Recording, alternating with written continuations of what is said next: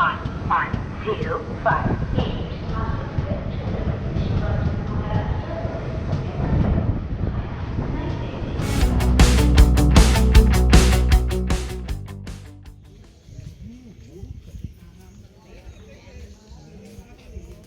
Guys, this is Vaishali for the people by the people of the people और मैं आपका स्वागत करती हूँ विदिशा से। तो दोस्तों, विदिशा जो है वो मध्य प्रदेश में है, इंडिया में, और यहाँ से हम बहुत ही खूबसूरत जगह पर जा रहे हैं। अच्छा दोस्तों, ये जो बोर्ड आपको पीछे दिख रहा है, ये आपको कुछ बता रहा है?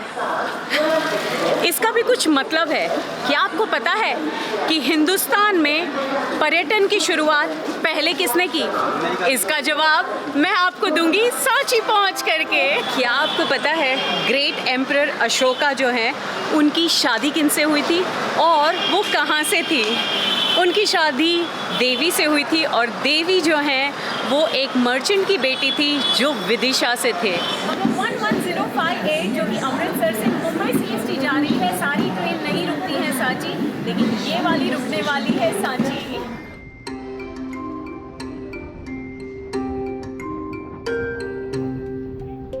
सांची मध्य प्रदेश की राजधानी भोपाल से लगभग 46 किलोमीटर एवं विदिशा जिले से सिर्फ 9 किलोमीटर की दूरी पर स्थित है। विदिशा से ट्रेन, बस एवं कैब की सुविधा है, जिसके कारण सांची में आसानी से पहुंचा जा सकता है।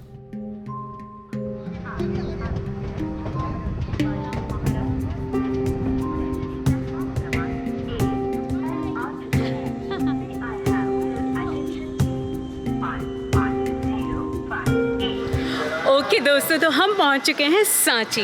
ओके दोस्तों, तो मैंने आपको विदिशा में बताया था कि इंडियन रेलवेज ने सबसे पहले शुरुआत की थी इंडियन टूरिज्म की। वो अंग्रेज़ों के टाइम पर अंग्रेज़ों ने सारे स्टेशंस पर स्टोन में ऐसे साइन बोर्ड्स बनाए थे और उसके ऊपर सारे स्टेशंस का और वहाँ पे जितने भी टूरिस्ट डेस्टिनेशंस होते हैं उनके बारे में इंफॉर्मेशन एनग्रेव किया हुआ था, जो कि हमने विदिशा में देखा था।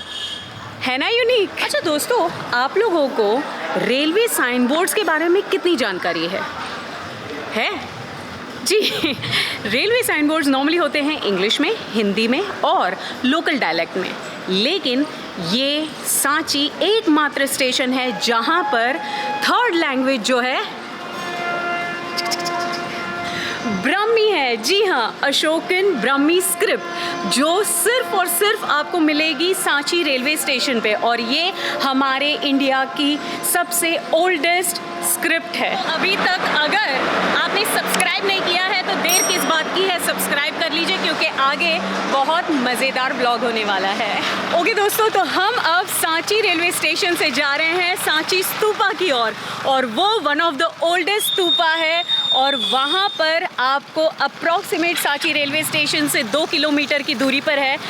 चल के जाएंगे तो ज़्यादा मज़ा आएगा और वही कीजिएगा। और यूनिक बात जो मुझे यहाँ पर दिख रही है कि स्टेशन के बाहर कियोस्क नहीं है और यहाँ पर बैठने के लिए दोनों तरफ आपको सीट्स मिलेंगी। ओके दोस्तों, तो मॉन्यूमेंट और म्यूजियम में जाने के लिए आपको टिकट लगेगी। इंडियन सिटीजन्स के लिए 40 रुपये है और फॉरेनर्स के लिए 600 रुपीज़। और अगर आप कार्ड से पे करते हैं तो 40 की बजाय 35 और 600 की बजाय 550 रुपीज़ पे करने हैं। और 15 साल के नीचे के बच्चों के लिए फ्री फ्री फ्री। और यहाँ का समय है सुबह के 9 बजे से लेकर शाम के 5 बजे तक म्यूजियम का, और आप स्तूपा में 6 बजे तक रह सकते हैं।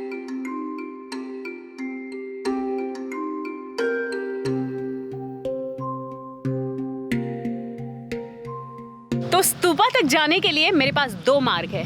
एक है ये वाला जो कि नया मार्ग बोला जाता है, और एक है सबसे ओल्डेस्ट मार्ग, वो ये है। तो मुझे तो यही ऑप्ट करना चाहिए, एज यू नो मी। तो चलते हैं। 245 मीटर की दूरी सिर्फ हमने तय करनी है यहाँ से। ओके दोस्तों, तो जैसे ही आप ये पुराने मार्ग पर चढ़ने जाते हैं तो वहाँ पर आपको एक बड़ा सा पॉन्ड दिखाई देगा पीछे। ये हो सकता है उस टाइम पर बना हुआ पॉन्ड हो या उसके बाद हो, लेकिन इस पॉन्ड में वाटर स्टोरेज होता है। और वाटर कंजर्वेशन के मामले में और वाटर ड्रेनेज के मामले में बुद्धिस्ट का मैंने इवन कन्हेरी केव्स में देखा था कि वो लोग बहुत अच्छे से ड्रेनेज सिस्टम डेवलप करते हैं ओरिजिनली। तो यहाँ पे भी मैं बताऊँगी अगर मुझे वो स्पॉट दिखाई दिया तो। बुद्धं शरणं गच्छामि, धम्मं शरणं गच्छामि। हाँ, मैं उस one of the oldest stupa में जा रही हूँ जो आज की तारीख में वर्ल्ड हेरिटेज साइट है, यूनेस्को से सर्टिफाइड। तो ये जो पत्थरों का रास्ता है वो बहुत ही खूबसूरत रास्ता है और यहाँ से आप बहुत जल्द पहुँच जाते हैं स्तूपा तक। ओके दोस्तों, तो हम खूबसूरत सीढ़ियों से आधे रास्ते तक पहुँच गए हैं। स्तूपा बस यहीं पर है और यहाँ का नज़ारा बहुत खूबसूरत है। यहाँ से पूरा सांची दिखाई देता है। और क्या आपको ये पता है कि ये स्तूपा का निर्माण किसने किया था? द ग्रेट अशोका जी। वो उज्जैन के जब गवर्नर थे तब उन्होंने 3rd सेंचुरी BCE में इस स्तूपा का निर्माण किया था। तो चलते हैं आगे देखते हैं। और मैंने आपको बताया था कि विदिशा के मर्चेंट की बेटी देवी से उनका विवाह हुआ था और यहीं सांची में उनकी शादी भी हुई थी। ओके दोस्तों, तो हम पहुंच चुके हैं UNESCO certified world heritage site Sanchi stupa में। और जैसे ही आप इस गेट पर एंट्री करते हैं उसके पहले आपको यहाँ पर ये साइन बोर्ड्स दिखाई देंगे जहाँ पर मैप है कंप्लीट, कहाँ पर स्तूपा है, कहाँ पर आपको कैंटीन है, कहाँ पर एक पहले नंबर का स्तूपा है, दूसरे नंबर का स्तूपा है और फर्दर एक और यूनिक चीज़ है यहाँ के बारे में बताऊँ। क्या आपने कभी नई 200 रुपीज़ की नोट को गौर से देखा है? नहीं देखा है तो ज़रा निकालिए तो देखिए क्या है उसमें। सांची स्तूपा है उसमें। यही दर्शाता है कि हमारी सारी नई नोटों में इंडियन टूरिज्म को दर्शाया गया है। सांची स्तूप भारत के वास्तु गरिमा की एक समृद्ध विरासत का प्रतीक एवं देश के सबसे संरक्षित स्तूपों में से एक है। सांची स्तूप लगभग 91 मीटर ऊंची एक पहाड़ी पर स्थित बौद्धिस्ट कॉम्प्लेक्स है जो उस समय उत्कृष्ट बौद्ध कला और शिक्षा का केंद्र रहा था। संभवतः मौर्य काल में विदिशा एक समृद्ध व्यापारिक केंद्र रहा होगा एवं उसके निकट का यह स्थान बौद्ध भिक्षुओं के लिए अनुकूल था। इस कारण कलिंग के भीषण नरसंहार के बाद सम्राट अशोक ने बौद्ध धर्म अपना लिए और सर्वप्रथम सांची में बौद्ध को समर्पित यह स्तूप का निर्माण कराया।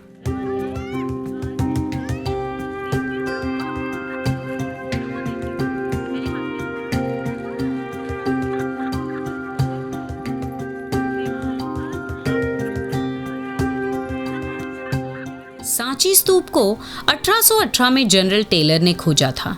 सन 1851 में अलेक्जेंडर कनिंघम ने इसके उत्खनन का कार्य शुरू किया।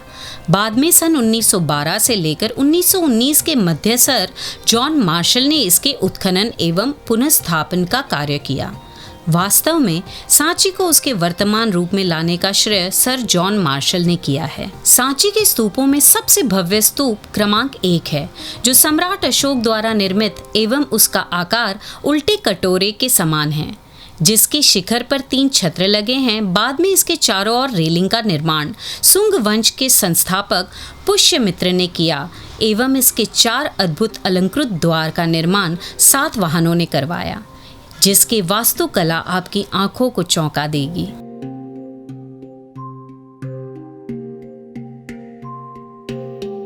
इसके अंदर बुद्ध के अवशेषों को भी रखा गया है।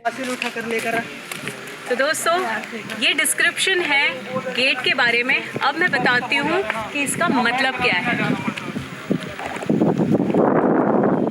तो ये जो फ्रंट फेस है, यहाँ पर हमें स्तूपा दिखाई दे रहा है फर्स्ट एम्ब्लेम में, और उसके बाद ट्री ऑफ मानुषी है और फिर बुद्धा है, और उसके नीचे हमें बर्थ प्लेस जहाँ पर बुद्धा का जन्म हुआ था और फिर बुद्धा के जन्म से लेकर के फर्स्ट सरमन तक का डिस्प्ले दिया हुआ है। और फिर उसके नीचे के अगेन पैनल में ट्रीज ऑफ मानुषी हैं जो कि हमें पूरे पैनल पर दिखाई दे रही है।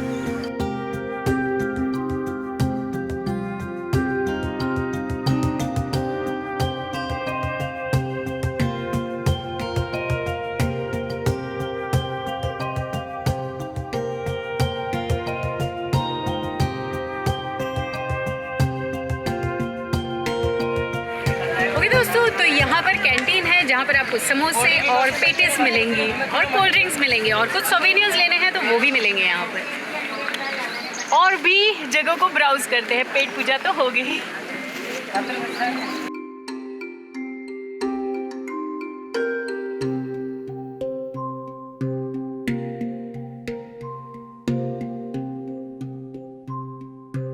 सांची में असंख्य बौद्ध संरचनाएं, चैत्य एवं मंदिर भी है जिसे देखा जा सकता है।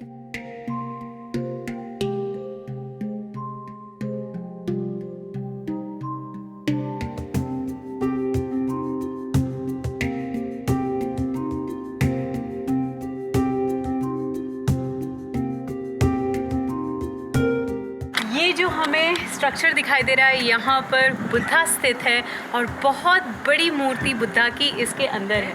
और बस उसके बगल में हमें ये 3 कोठरियाँ दिखाई दे रही हैं जो भिक्षुएं यहाँ पर रहते थे, उनके लिए ये कोठरियाँ बनाई गई है जो बहुत ही खूबसूरत होगी उस ज़माने में। अभी भी वैसी की वैसी हैं, पत्थरों की बनी हुई।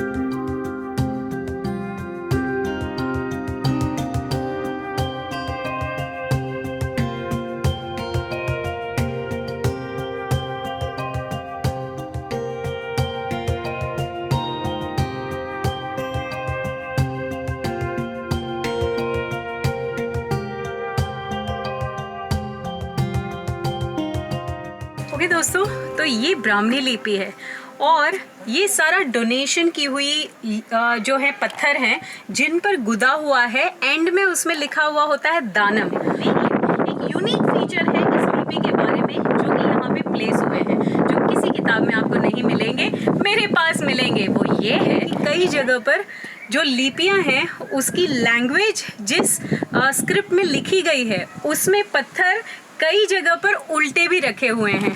लेकिन क्योंकि ये रेलिंग जो है वो स्तूपा के बनने के बाद ये रेलिंग बनाई गई थी। जब जॉन मार्शल ने इसका कंजर्वेशन का काम शुरू किया था, तो उन्होंने ये सारे जो पत्थर हैं उन्हें ये रेलिंग में प्लेस किए थे। और यहाँ पर जैसे कि हम देख रहे हैं कई ऐसे पत्थर हैं जो कि लिपियाँ उल्टी भी रखी गई हैं। उसका कारण ये है कि वो क्योंकि डिसाइफर नहीं थे लेकिन उन्हें कंजर्वेशन करना था और उसी कारण है तो उन्होंने जो भी इस स्तूपा के निर्माण के टाइम पर जितने भी पत्थर थे उन्हें प्रॉपर प्लेसमेंट यहाँ पर दे दी इस रेलिंग के द्वारा। ओके दोस्तों, तो मैं खिरनी के पेड़ की छांव में बैठी हुई हूँ। अच्छा, ये खिरनी के पेड़ का महत्व क्या है इस जगह पर? यहाँ पर जॉन मार्शल ने जब कंजर्वेशन किया था आज से 90 साल पहले, तब उन्होंने फ्यूचरिस्टिक दिमाग इस्तेमाल किया था क्योंकि हम यहाँ पर टॉप पर हैं और ये स्तूपा जहाँ स्थित है वहाँ पर ड्राई जगह है। और यहाँ पे जॉन मार्शल ने ये सोचा कंजर्वेशन के दौरान 90 साल पहले कि यहाँ पर आने वाले लोगों को कोई परेशानी नहीं होनी चाहिए, इसीलिए उन्होंने खिरनी के पेड़ लगाए। और खिरनी के पेड़ की विशेषता बताऊं कि खिरनी के पेड़ के पत्ते जो हैं वो 12 महीने हरे रहते हैं, बल्कि बाकी सारे पेड़ों के पत्ते झड़ जाते हैं।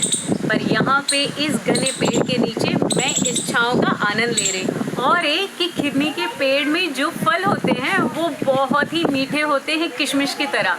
आप यहाँ पे आए तो उसका भी आनंद उठा सकते हैं। और दोस्तों, आप इन पेड़ों को देखोगे, स्तूपा के पूरे इर्द गिर्द 8 से 10 पेड़ लगे हुए हैं और सारे जॉन मार्शल ने लगाए हुए थे और आज भी यहाँ पर स्थित हैं।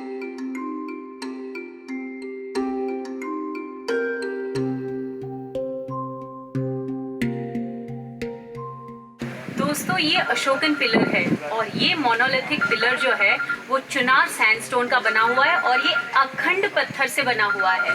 और इसकी विशेषता ये है कि अशोका ने इस पर जो ब्राह्मणी लिपि से इंस्क्रिप्शन गुदे हुए थे, इस पिलर में ये चेतावनी दी थी जो कि संघ में कोई भी मॉन्क और नन अगर फूट डालने की कोशिश करेंगे तो वो दंड के पात्र होंगे और उन्हें संघ में से निकाल दिया जाएगा। ओके दोस्तों, तो मेरे पीछे जो आपको बिल्डिंग दिखाई दे रहा है वहाँ पर बुद्धा के डिसाइपल सारीपुता और महामुगलैन इनके अवशेष यहीं पर स्थापित हैं। तो इसी के साथ ही मैं यहाँ से क्लोज करती हूँ। ये है सांची का बहुत ही खूबसूरत स्तूपा और this is Vaishali for the people by the people of the people. और ये व्लॉग अगर आपको पसंद आया हो तो लाइक कीजिएगा, कमेंट कीजिएगा और शेयर भी कीजिएगा। सब्सक्राइब अभी तक किया कि नहीं किया तो देर किस बात की है, कर लो। इंस्टाग्राम और ट्विटर पे भूलना मत, फॉलो कीजिएगा www.extremeroad.com पर। हम मिलते रहेंगे। वैसे सांची मध्य प्रदेश का एक छोटा सा शहर है जहां आपके रहने के लिए कई होटल एवं रेस्ट हाउस है, लेकिन मेरे हिसाब से विदिशा में रहना ज़्यादा अच्छा है जहां 500 से 1000 रुपए में रहने के लिए होटल मिल जाएंगे।